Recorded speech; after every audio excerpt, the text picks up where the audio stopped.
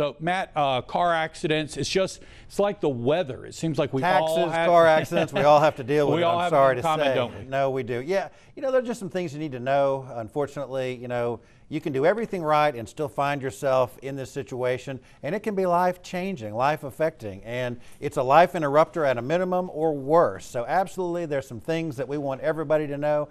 We get asked these questions all the time, and the reason is because a lot of people deal with it all the time, and so they need to know, they want to know, where do we go for good information? Hopefully, we're going to get some good information out tonight to folks so they know what to do if they are being in an accident. That's right. You know, the thing about a car accident to me, Matt, is so many times, and you've kind of phrased this, you've got to quarterback your own situation to begin with, and you might be injured, or you might just lost your primary mode of transportation to and from work. I mean, you're hurting, and then you gotta do some stuff. Yeah, Kenny, it's so true. I mean, what I like to say is, you have a wreck, you're taken from your daily routine. That's right. Going about your business, kids, work, whatever. Right. And then you're put in a system that you're not used to, that you don't know all the rules, and everyone else know the rules, and you don't know the rules. Right. And that system, unfortunately, is an adversarial system. Right. They're not really seeking to help you. What they're trying to do is resolve claims as cheaply as possible, really against your pecuniary, interests. So you've got to know what to do, where to go, and and I hate it. And I mean, it's the system we have.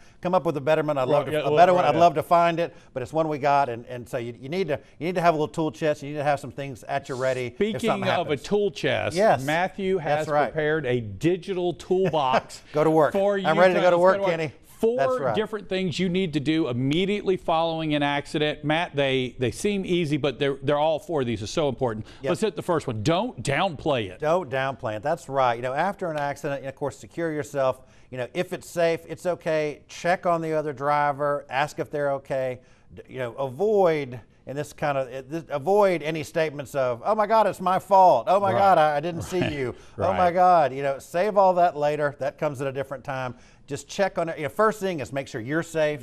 Make sure your passengers are safe. And then if you can, make sure those in the other vehicle are safe. But of course, you got to be.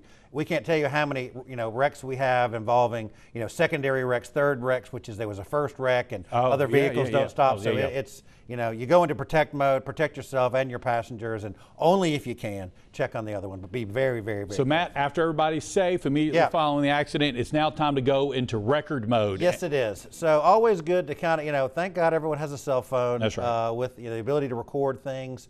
As much as you could, pictures are good to get, recordings are good to get. It's trying to get the details, make note of it, because listen, in the law, as you know, Kenny, things take time. And, and what you think, oh man, I'll never forget. It was so crystal clear. It just happened like it was yesterday. Well, a year passes, 2 years, maybe longer. You may get fuzzy. You get fuzzy. So you do get fuzzy. You do. And so record those details. Use your phone.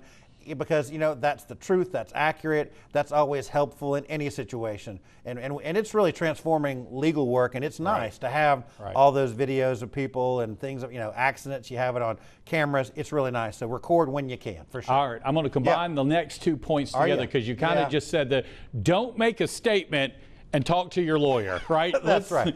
Well, that's a couple things. It is. There's, relate it to each other. Yes. When I mean don't make a statement, don't run up and don't kind of work it out like you're having court on the side of the road. Right. Don't try to say you pulled out, I didn't pull out, it's your fault. That's for later. Check on people when you can. So be careful of those kind of things. Now, of course, also call the police.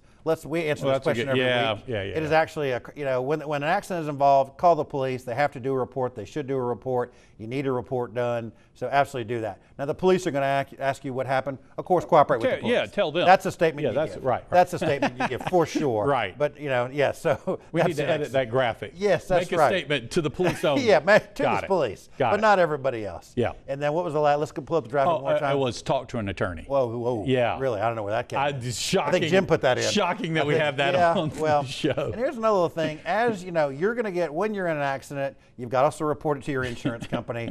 Also, you're going to get phone calls pretty soon from adjusters, whether it's your adjuster with your insurance company or the other side.